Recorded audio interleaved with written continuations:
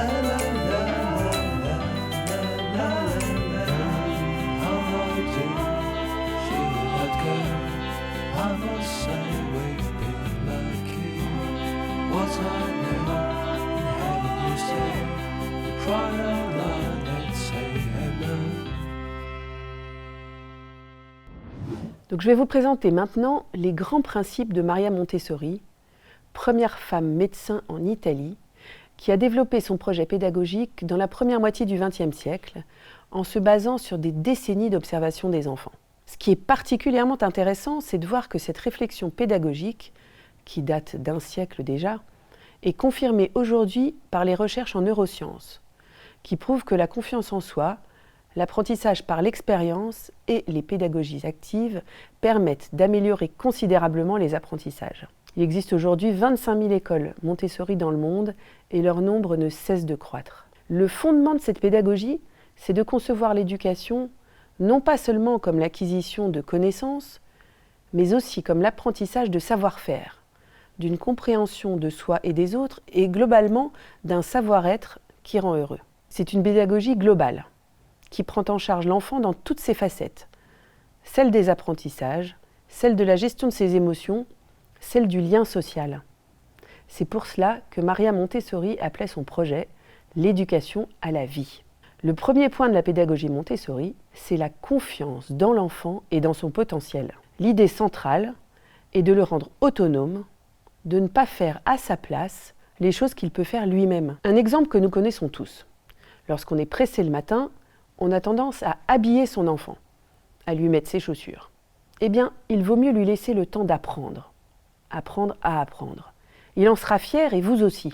L'enfant recèle d'innombrables qualités qu'il faut valoriser. Par exemple, vous n'avez pas décidé quand votre enfant marcherait ou quand il parlerait. Cela montre qu'il faut d'abord s'appuyer sur les capacités intrinsèques de l'enfant. Le second point de cette pédagogie, c'est le respect de l'individualité des enfants. Chaque enfant est différent, chaque enfant a des besoins propres. Et en pédagogie Montessori, nous pratiquons une individualisation du parcours pédagogique qui est fondamentale. Tous les enfants ne font pas la même chose en même temps. Chacun a son propre parcours pédagogique, son propre rythme, en fonction de son évolution. Dans nos classes, les enfants ne font donc pas tous la même chose en même temps. À chacun son rythme. Le troisième point concerne le mélange des âges. Mis à part pour les plus jeunes de 2 ans, qui ont besoin d'un environnement spécifique, à partir de 3 ans, les classes sont multi-âges. Le 3-6 ans correspond à la maternelle, c'est-à-dire le cycle 1 de l'éducation nationale. Le 6-9 ans, c'est l'équivalent du CP, CE1, CE2, soit le cycle 2 de l'éducation nationale. Le 9-12 ans correspond au cycle 3, CM1, CM2, 6e. Les enfants apprennent énormément de ce mélange des âges, notamment grâce à l'observation. En effet, en regardant les activités que font les autres, ils ont envie de les reproduire. Et puis pour les plus grands, le fait de devoir mobiliser son savoir pour l'expliquer aux plus jeunes implique de recourir à du vocabulaire, de la patience. Et tout cela, c'est fort utile à la fois pour fixer leurs compétences, mais aussi pour gagner en confiance en soi. Le quatrième point de notre pédagogie, c'est ce qu'on appelle l'environnement préparé.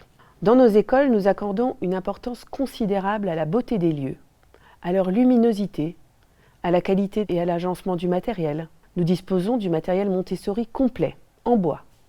Et les ambiances sont décorées de plantes vertes. Vous pouvez regarder sur notre site internet la visite virtuelle de l'école de Paris-Jaurès.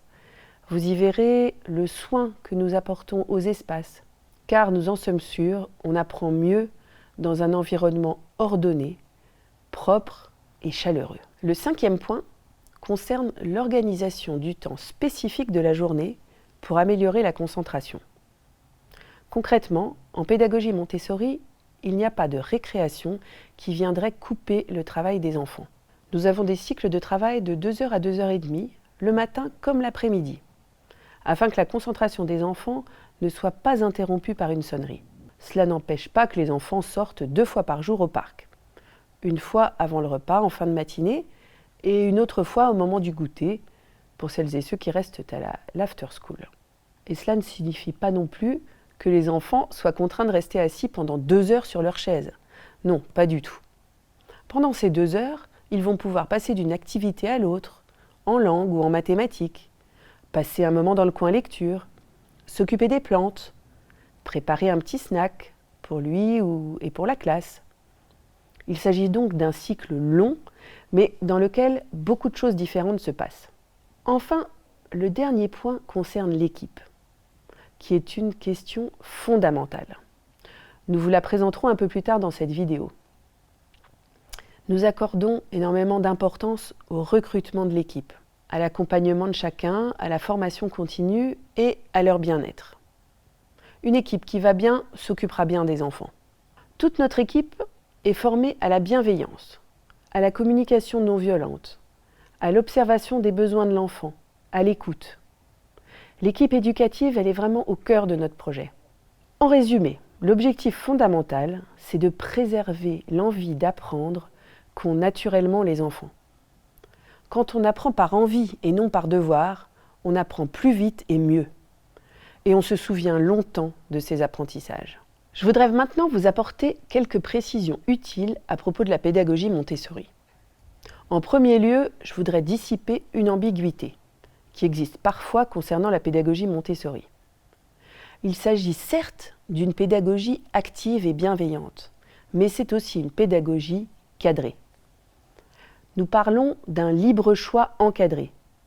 C'est liberté et discipline. Chaque enfant ne fait pas ce qu'il veut dans l'ambiance, quand il le veut. Nous lui apprenons progressivement l'autonomie, mais dans un cadre précis et dans lequel les préalables sont le respect de soi et des autres, le respect du matériel, le respect de l'adulte. De même, la notion de travail est très importante en Montessori, même si on lui donne un sens plus large qu'habituellement. Travailler, c'est apprendre à se concentrer avec plaisir sur une activité dont je comprends le sens et le but. En termes de vocabulaire, une ambiance désigne une classe Montessori, c'est-à-dire c'est à la fois le lieu et le groupe. Le lieu est très important. Chaque classe a son propre vestiaire, ses propres toilettes, sa propre cuisine, un coin lecture, des aires par matière. La beauté, la propreté et les plantes vertes sont très importantes. Par ailleurs, dans le vocabulaire Montessori, le mot éducateur ou éducatrice Montessori correspond à un enseignant. C'est un mot différent, pour une même fonction mais avec une nuance très importante. L'éducateur est là pour enseigner, mais aussi pour accompagner l'enfant dans son bien-être, sa vie sociale, la gestion de ses émotions. Enfin, un point important. Ce n'est pas parce que nous sommes une école privée que nous ne faisons pas attention au programme de l'éducation nationale. Simplement, au lieu de raisonner par année, ce qui impliquerait que tous les enfants fassent la même chose en même temps, eh bien, nous raisonnons à l'échelle des cycles de l'éducation nationale. Notre engagement, c'est que votre enfant soit au moins au niveau des attendus de l'éducation nationale à chaque fin de cycle. Et ça tombe bien, les cycles de l'éducation nationale correspondent aux classes multi-âges en Montessori. Dans les faits, votre enfant sera la plupart du temps bien au-delà des attendus officiels. Par exemple, en Montessori, on apprend à lire à 4-5 ans et on connaît les 4 opérations avant l'entrée en CP. Et dans les faits, c'est souvent mieux que ça. Je vous montrerai tout à l'heure les outils de suivi dont nous disposons. Par ailleurs, l'école est déclarée auprès de l'académie et elle est inspectée chaque année. Nous sommes tenus à un respect du cadre pédagogique global qui garantit que si votre enfant rejoint un jour le système classique, il le fera sans problème. D'ailleurs, tous les témoignages des anciens de notre école qui ont rejoint le système classique montrent que non seulement ils font partie des meilleurs d'un point de vue scolaire, mais aussi que les bases de confiance en eux et d'autonomie qu'on a travaillées leur permettent de s'adapter. Voyons maintenant comment fonctionne une ambiance 3-6 ans, que l'on appelle aussi la maison des enfants. La phrase clé à cet âge-là, c'est « apprends-moi à faire seul ». L'enfant a le désir de devenir autonome, de faire les choses par lui-même, pour lui-même. L'environnement de la classe est là pour favoriser cette recherche d'autonomie de l'enfant, cette autonomie étant bien entendu progressive et encadrée. C'est important parce que si on fait quelque chose à la place de l'enfant, quelque chose que l'enfant sait faire, cela lui envoie le signal qu'il n'est pas capable d'y arriver par lui-même. Chez Montessori, on cherche à le rendre confiant et autonome. Par exemple, dans une ambiance Montessori, nous utilisons de vrais verres en verre, de vraies paires de ciseaux. Nous leur apprenons à les manier avec soin, à ne pas se blesser ni blesser les autres, et ils sont fiers de la confiance que nous leur accordons. Autre point important, en 3-6 ans, on porte une attention particulière au développement de la motricité globale et fine de l'enfant. C'est pour cela qu'en Montessori, avant d'apprendre avec la tête, on apprend avec son corps. Tout le matériel pédagogique est sensoriel. On apprend en expérimentant. Si l'on se réfère aux plus récentes études en neurosciences, on apprend qu'on retient 90% de ce que l'on fait, mais seulement 10% de ce que l'on nous dit. Chez Montessori 21, tous les concepts, par exemple la taille, la couleur, la forme, les principes mathématiques, le langage, sont abordés avec du matériel concret que les enfants manipulent et expérimentent. Une chose importante en 3-6 ans également, toutes les présentations de matériel faites par les éducateurs sont individuelles. Un enfant à la fois. Cela signifie que l'éducateur va prendre un enfant et lui présenter à lui et à lui seul un matériel. L'enfant va ensuite répéter cette activité devant l'éducatrice et sera ensuite à même de venir chercher cette activité, quand bon lui semble, dans une logique de répétition choisie qu'il apprécie beaucoup. L'enfant traverse des périodes sensibles, qui le rendent particulièrement attentif à certains aspects de son environnement. L'ordre, le langage, les perceptions sensorielles. La maison des enfants vient répondre à tous ces besoins. Par exemple, la période sensible du langage écrit se situe aux alentours de 4-5 ans. C'est pour cela qu'à la fin de ces 3 années de maison des enfants, la plupart sont déjà capables de lire et d'écrire des textes simples. En mathématiques, ils maîtrisent déjà les principes de l'addition, de la soustraction, voire même de la division et de la multiplication. Prenons un moment désormais pour parler des 6-12 ans, que l'on appelle les petits explorateurs. À cet âge-là, la dimension de groupe prend plus d'importance. La phrase clé n'est plus « apprends-moi à faire seul », mais « apprends-nous à faire seul ». Il y a une volonté de s'ouvrir au monde, d'explorer au-delà de soi-même, alors qu'en 3-6 ans, l'enfant explore surtout ses propres capacités physiologiques et intellectuelles. Ce besoin de collectif ne signifie pas que nous allons travailler en groupe complet. Chez les 6-12 ans, les présentations faites par les éducateurs concernent de petits groupes de 4-5 enfants, en fonction de leur niveau et de leur intérêt du moment. Par ailleurs, chaque enfant a désormais un plan de travail personnalisé.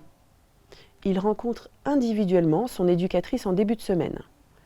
Ils planifient ensemble un programme de travail qui mélange des temps de leçons, des temps de travail individuels et des temps de travail collectifs.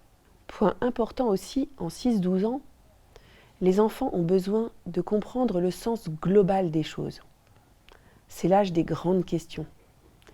C'est pour cela qu'en Montessori, les éducateurs 6-12 ans proposent les grands récits. La création de l'univers, l'apparition de la vie sur Terre, l'histoire de l'écriture et l'histoire des nombres. Ces grands récits sont des moments forts, théâtralisés, qui vont permettre à l'enfant de construire le cadre de compréhension globale de leurs apprentissages. C'est un âge aussi où l'on passe à l'abstraction. On continue de travailler avec du matériel sensoriel, mais on utilise aussi des cahiers, des classeurs pour travailler, en explorant différents domaines. Celui des langues, des mathématiques, de la géométrie, de l'histoire, de la géographie, de la botanique, des sciences. C'est aussi un âge où on multiplie les sorties, qu'elles soient collectives ou par petits groupes. Et ce qui est formidable, c'est que les enfants apprennent à organiser eux-mêmes les sorties, à entrer en contact avec des personnes de l'extérieur, à regarder le trajet sur une carte, à préparer un compte-rendu. Enfin, c'est un âge où on a besoin de débattre, d'échanger, de défendre son point de vue. Le conseil des enfants, qui a lieu chaque semaine, permet cela. Après avoir parlé de pédagogie, je vous propose désormais un petit focus sur le bilinguisme. Chez Montessori 21, le bilinguisme passe par 3 piliers. L'immersion, la culture et la dimension académique. Le premier pilier est fondamental. Il s'agit de l'immersion. Concrètement, dans chaque classe Montessori, un enseignant francophone et un enseignant anglophone travaillent main dans la main. Chaque enseignant ne parle que sa langue. On ne passe pas de l'une à l'autre. Cela signifie que les enfants sont toute la journée dans un bain d'anglais. Au début, pour ceux qui ne maîtrisent pas cette langue, cela leur fait un peu peur. Ils préfèrent aller voir l'éducatrice francophone. Mais au fur et à mesure, ils prennent confiance, vont voir l'éducatrice anglophone, apprennent des petits mots lors des rassemblements ou des repas, chantent des chansons, font des apprentissages thématiques en anglais. Le second pilier, c'est la culture, car une langue, c'est aussi une culture. Et la culture anglophone permet de voyager loin. Ce n'est pas seulement celle de l'Angleterre, mais aussi celle des États-Unis, de l'Inde, de l'Australie, du Nigeria. En apprenant une langue, on apprend aussi sur celles et ceux qui la parlent. Enfin, le troisième pilier est plus académique. En 3-6 ans, on se concentre sur le langage oral, les sons, les phrases simples. À partir de 6 ans, on peut commencer à travailler le langage écrit, la grammaire. Et à partir de 9 ans, on peut commencer non pas simplement à apprendre de l'anglais, mais à apprendre en anglais. Par exemple, de l'histoire ou des sciences. Les écoles du réseau Montessori 21 sont des écoles solidaires. Cette volonté est à l'origine de notre projet, notamment parce que Maria Montessori avait voulu que ces écoles soient accessibles à tous, véritablement inclusives. Donc, les frais de scolarité sont indexés sur le quotient familial des parents. Je vous détaillerai tout à l'heure les différents tarifs. Mais sachez que nous avons le souhait d'accueillir le plus de familles possible. Et ceci même si en tant qu'école privée, nous ne recevons aucune subvention, ni aide d'aucune sorte. Nous ne fonctionnons qu'avec les seuls frais de scolarité payés par les familles. Par ailleurs, quel que soit leur quotient familial, toutes les familles paient 30 €. C'est ce qu'on appelle la participation solidaire, qui permet d'accueillir à l'école des enfants boursiers, qui ne payent pas de frais de scolarité. Ils payent seulement les 30 € et les repas, bien sûr. Enfin, la solidarité n'est pas que financière. Nous accueillons chaque enfant avec ses besoins propres. Nous ne sommes pas une école spécialisée, mais nous accueillons dans nos écoles des enfants à besoins spécifiques. Nous avons d'ailleurs conclu un partenariat avec Aloïs Pôle Enfant, qui est un réseau de neuropsychologues et de professionnels de l'enfance qui nous permet de travailler, si besoin, avec les familles, à la détection et à la prise en charge des enfants. Chez Montessori 21, nous considérons les parents comme des partenaires. L'école et la famille sont les deux cadres principaux dans lesquels évolue l'enfant. Nous avons constamment besoin d'échanger et de collaborer ensemble. Concrètement, cela se traduit par beaucoup de moments partagés. L'accueil de pré-rentrée, les réunions collectives 2 fois par an, des points individuels concernant votre enfant 2 fois par an également. Par ailleurs, si vous avez une question, un doute, un besoin, n'hésitez pas à prendre un rendez-vous. L'équipe pédagogique et moi-même serons toujours à votre écoute et disponibles pour un échange. En tant que parent de l'école, vous avez aussi accès au guide parental et à des conférences dédiées aux parents. Ça vous permet de mieux comprendre la pédagogie Montessori et d'être accompagné dans l'apprentissage du métier de parent. Vous avez aussi accès à l'application Montessori 21, qui est une application développée par le réseau pour éviter toute fuite de données ou d'informations personnelles. Vous y trouverez des photos, le calendrier de l'école, les menus, des comptes rendus de réunions. Elle permet vraiment de rester en lien à tout moment. Chez Montessori 21, nous avons décidé de remplacer la participation parentale obligatoire par une participation volontaire. Si vous souhaitez animer un atelier, accompagner une sortie scolaire, organiser une fête, vous êtes les bienvenus. Enfin, le conseil d'école réunit 2 à 3 fois par an les représentants des parents, des éducateurs, la direction et le réseau Montessori 21 pour faire le point sur les dossiers importants, répondre aux questions des parents, échanger. Cela permet de partager ensemble le projet de l'école et son évolution. Alors, j'aimerais maintenant vous présenter l'équipe de l'école.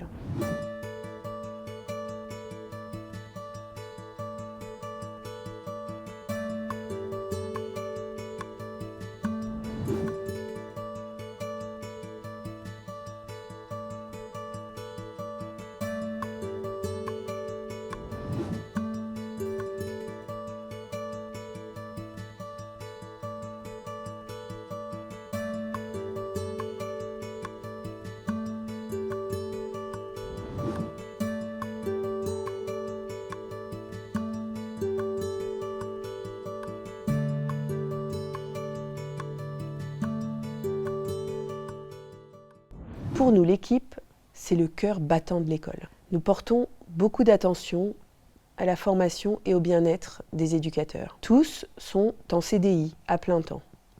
Les équipes sont totalement déchargées des activités périscolaires du mercredi et des vacances. Elles bénéficient d'une bonne mutuelle et elles participent aux grands choix concernant l'école. Point très important également, l'équipe se réunit chaque semaine pour faire le point sur l'évolution des enfants, les projets communs, la pédagogie. Et enfin, chaque jour, les éducateurs d'une même classe ont 1 heure de travail en commun pour préparer et débriefer de leur journée. Enfin, toutes les éducatrices et les éducateurs bénéficient de formations continues tout au long de l'année. Ces formations sont délivrées par Chloé, notre responsable pédagogique, ou par des intervenants extérieurs. Et dans la même logique, les équipes des différentes écoles se réunissent régulièrement pour partager des bonnes pratiques, des idées, des projets. Les ambiances bénéficient aussi 2 à 3 fois par an d'observations en classe faites par des professionnels aguerris. Ces observations permettent d'épauler les binômes en tant que de besoin, de garantir la qualité pédagogique du réseau, de permettre à chacun d'avoir un regard extérieur bienveillant pour progresser. Et l'équipe, c'est aussi le réseau. Je laisse Sébastien, fondateur de Montessori 21, vous présenter en quoi le réseau supporte l'école. Bonjour, je suis Sébastien Le Plaideur, fondateur et président du réseau des écoles Montessori 21, et je vais juste vous prendre quelques minutes pour vous présenter rapidement les objectifs et le fonctionnement du réseau, car vous avez sans doute des questions à ce sujet. L'objectif du réseau est simple: démocratiser l'accès à la pédagogie Montessori tout en assurant le plus haut degré de qualité pédagogique dans nos écoles, sans jamais perdre de vue un point essentiel. Le plus important est ce qu'il se passe dans la classe de votre enfant tous les jours. Alors vous me direz, pourquoi un réseau? Ne peut-on faire cela à l'échelle d'une école seule?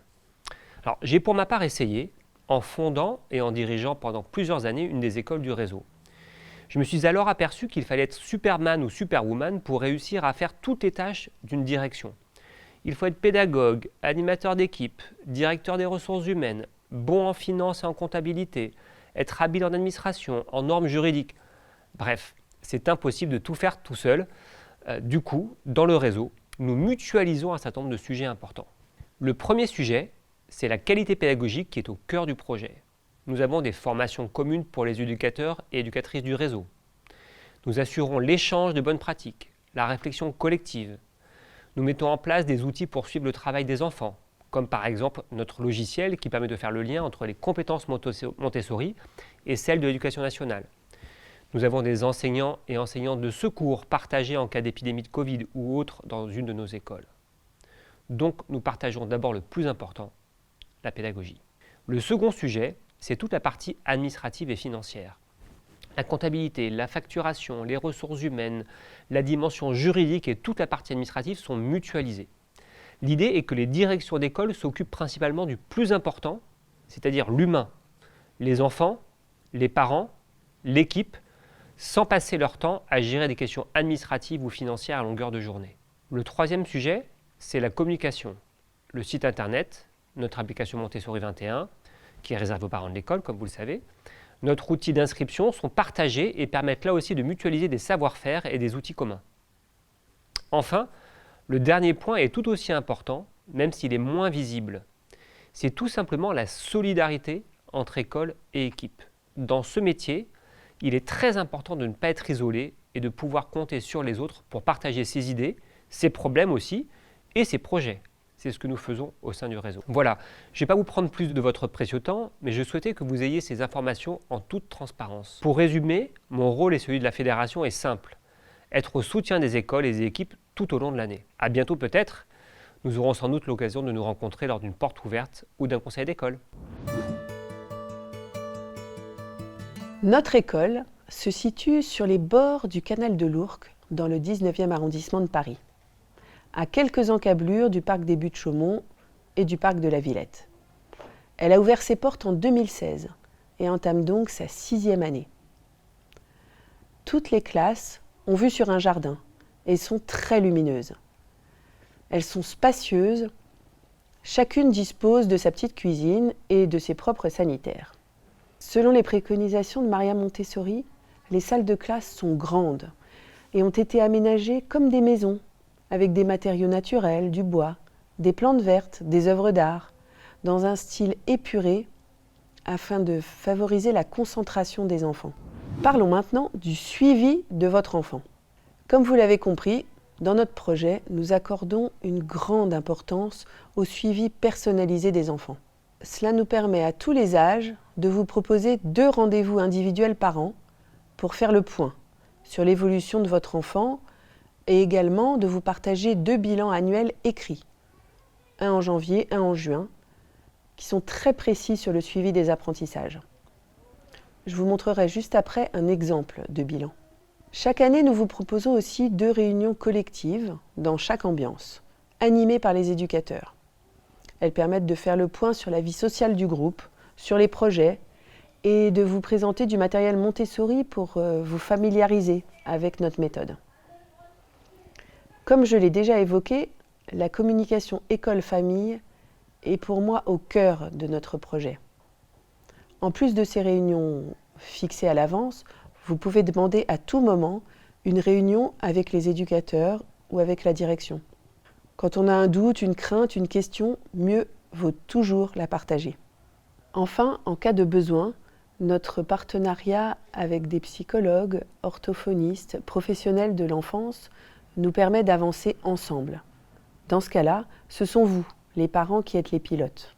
De notre côté, l'équipe sera toujours disponible pour échanger avec les médecins ou praticiens qui s'occupent de votre enfant en dehors de l'école. Pour que les choses soient plus concrètes, voici un exemple de bilan. Chez Montessori 21, nous utilisons un logiciel de suivi des enfants qui est vraiment spécialisé pour les écoles Montessori. Il s'appelle Transparent Classroom. 2 à 3 fois par semaine, les éducateurs mettent à jour ce logiciel avec les présentations qu'ils ont faites aux enfants. 2 fois par an, les éducateurs finalisent des bilans détaillés qui sont remis en janvier et en juin avec des commentaires sur chaque enfant. Montessori 21 a par ailleurs développé dans ce logiciel un module spécifique qui permet de faire le lien entre les compétences Montessori et le socle commun de l'éducation nationale. Cela nous permet d'éditer, si besoin, des bilans dédiés façon éducation nationale. Voyons maintenant comment se passe une journée type à l'école. Le but de cette journée type est de coller au maximum au rythme naturel de l'enfant. Cette journée type est bien sûr ajustée en fonction des différents âges et des moments de l'année. 8h30, 8h45, c'est le moment de l'accueil des enfants. Vous disposez d'un battement de 15 minutes pour arriver à l'école.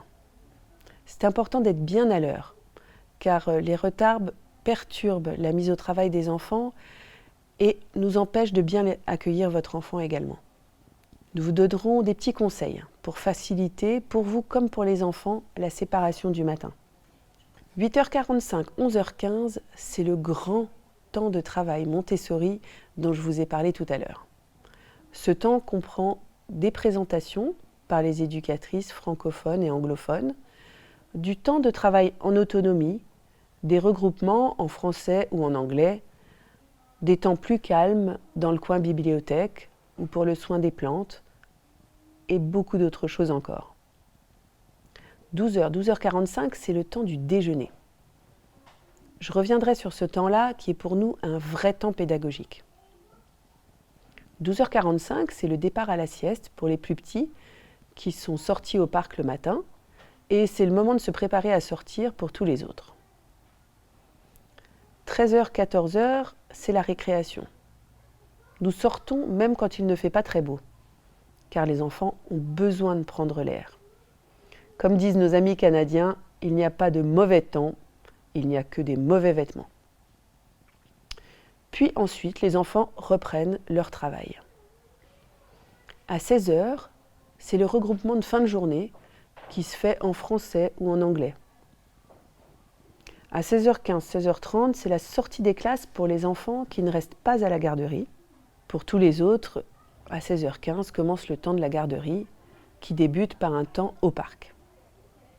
Bien entendu, ces journées peuvent être modifiées si des sorties scolaires ou des intervenants extérieurs sont prévus. Je vais vous parler maintenant un instant des repas. Chez Montessori 21, les repas sont considérés comme un temps pédagogique. Cela signifie que les éducateurs sont présents sur le temps du déjeuner avec les enfants. Un employé de cantine est également là pour assurer le bon déroulement du service et aussi pour faire le ménage des classes après le repas. Notre partenaire de repas, les Marmites Volantes, prépare chaque jour des repas bio, issus de produits frais et locaux. Les repas sont préparés le matin même, livrés à 11h30 en vélo cargo. Il se compose d'une entrée, d'un plat équilibré, d'un fromage ou d'un dessert. Vous avez le choix pour votre enfant de prendre le repas classique, le repas végétarien ou un repas sans viande. Pour l'after school, les mercredis et les vacances scolaires, nous avons une équipe dédiée, c'est Maria Canal. Et je passe tout de suite la parole à Marion, qui est la directrice de Maria Canal. Je suis Marion Simonet, la directrice du réseau Maria Canal. J'ai 35 ans et je travaille auprès des enfants depuis plus de 15 ans, d'abord comme animatrice, puis responsable de centre. Maria Canal est le partenaire périscolaire des écoles de la Fédération Montessori 21 depuis maintenant 6 ans. Nous nous occupons de vos enfants après l'école, ce qu'on appelle les after school, les mercredis, ce qu'on appelle les mercredis découvertes, et lors des vacances scolaires, les holidays camp. Il existe plusieurs formules pour répondre aux besoins de chaque famille. Pour chaque after school, pour chaque mercredi découverte et pour chaque semaine de vacances, notre équipe prépare un programme pédagogique spécifique que nous vous partageons à l'avance. Nos objectifs sont toujours les mêmes. Répondre aux besoins et au rythme des enfants en fonction de leur âge, d'éveiller la curiosité des enfants en proposant des programmes ludo-éducatifs.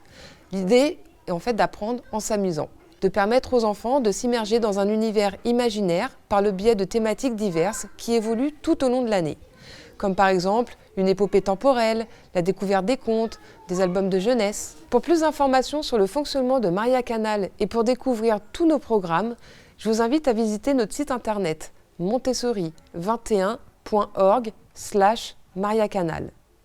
Les demandes d'inscription, le paiement, la facturation et la transmission des documents se réalisent via un portail en ligne sécurisé. mariacanal.leportailfamille.fr. À très bientôt, j'espère. Je ne peux pas terminer cette présentation sans vous parler de nos tarifs. Pour commencer, sachez que notre école dispose du label d'État d'entreprise solidaire d'utilité sociale. Il s'agit d'un label de l'économie sociale et solidaire. Notre objectif, c'est de démocratiser l'accès à la pédagogie Montessori en proposant des tarifs adaptés à chacun grâce à la prise en compte du quotient familial. 4 tarifs sont proposés pour chaque classe d'âge. Le tarif standard, le tarif réduit, le tarif solidaire 1 et le tarif solidaire 2. Sur le site montessori21.org, vous avez accès, sur la page tarifs, à une simulation en ligne qui vous permet de savoir dans quelle tranche tarifaire vous vous situez. Ces tarifs sont sur 12 mois, de juillet à juin, afin de permettre d'étaler les frais de scolarité des familles et aussi parce que les salaires et les loyers ne s'arrêtent pas l'été. Pour assurer l'équilibre économique de l'école, nous avons des quotas par tranche tarifaire. 1/3 des places en tarif standard, 1/3 en tarif réduit et 1/3 pour les 2 tarifs solidaires réunis. Ce sont ces quotas qui permettent d'assurer l'équilibre économique de l'école. Un petit conseil, si vous le pouvez, candidatez dans plusieurs tranches tarifaires, celle dans laquelle vous vous trouvez, plus celle du dessus, pour augmenter vos chances d'avoir une place dans notre école. Nous accueillons aussi chaque année quelques enfants boursiers. Les candidatures se font également via notre site internet. Enfin, votre entreprise peut prendre en charge toute partie des frais de l'école et vous verrez que les tarifs entreprises sont indiqués aussi sur notre site internet. À ces 4 tarifs s'ajoutent 30 € de contribution solidaire par mois qui nous permettent d'accueillir des enfants boursiers. Il faut aussi compter 700 € de frais de première inscription, ces frais étant réduits à 350 € pour les réinscriptions. Un point important, ce tarif comprend toutes les fournitures scolaires. Rien n'est à acheter par les familles. Enfin, différentes réductions sont possibles. 3% de réduction pour un paiement annuel, en 1 ou 2 fois. Des frais de réinscription offerts en cas de parrainage d'une autre famille, soit 350 € d'économie. Pour les 2e ou 3e enfants scolarisés, une réduction de 10% pour les tarifs standards et réduits uniquement. Je voudrais maintenant partager avec vous 2 petites informations en matière de communication. Vous pouvez retrouver sur notre chaîne YouTube toutes nos vidéos. Une présentation de la fédération, du collège, des écoles, de nos partenaires. Un replay des conférences, des témoignages de parents. Pour les parents de l'école, l'application Montessori 21 permet quant à elle d'accéder aux informations et aux documents utiles de l'école et de partager votre profil avec les autres parents, d'accéder à leurs coordonnées. Cette application est sécurisée et exclusivement réservé aux parents de l'école. Pour finir, je vous détaille le processus d'inscription à l'école. En premier lieu, si vous ne l'avez pas déjà fait, réalisez votre préinscription sur la page de l'école, sur le site montessori21.org. La préinscription est gratuite et ne vous engage pas. Il vous suffit de remplir un dossier en ligne. Si jamais vous demandez un tarif réduit ou solidaire, vous aurez besoin de renseigner votre feuille d'imposition. La seconde étape, c'est un entretien ensemble à l'école. Pas une vidéo, une vraie rencontre. Si vos critères, l'âge de l'enfant, le tarif demandé correspondent aux places disponibles, vous serez recontacté pour un entretien d'1 heure pour répondre à vos questions, si vous en avez encore, et pour visiter l'école. Après cet entretien, nous nous donnons, pour vous comme pour nous, quelques jours de réflexion. Nous vous envoyons une réponse dans les 5 jours qui suivent. Ensuite, l'inscription définitive se fait entièrement en ligne, la signature du contrat, le paiement des frais d'inscription et un questionnaire pour mieux connaître votre enfant. Une fois l'inscription terminée, vous faites partie de la communauté de l'école. Vous serez invité à venir rencontrer les éducateurs avant l'été et vous aurez accès à l'application Montessori 21. C'est parti pour quelques années ensemble. Voilà, cette présentation de l'école est désormais terminée. J'espère de tout cœur que vous nous connaissez mieux maintenant et que le projet de l'école vous paraît clair. J'espère également avoir la joie de vous rencontrer bientôt pour répondre aux questions que vous vous posez peut-être encore, pour parler de votre enfant, pour vous faire visiter l'école. À très bientôt.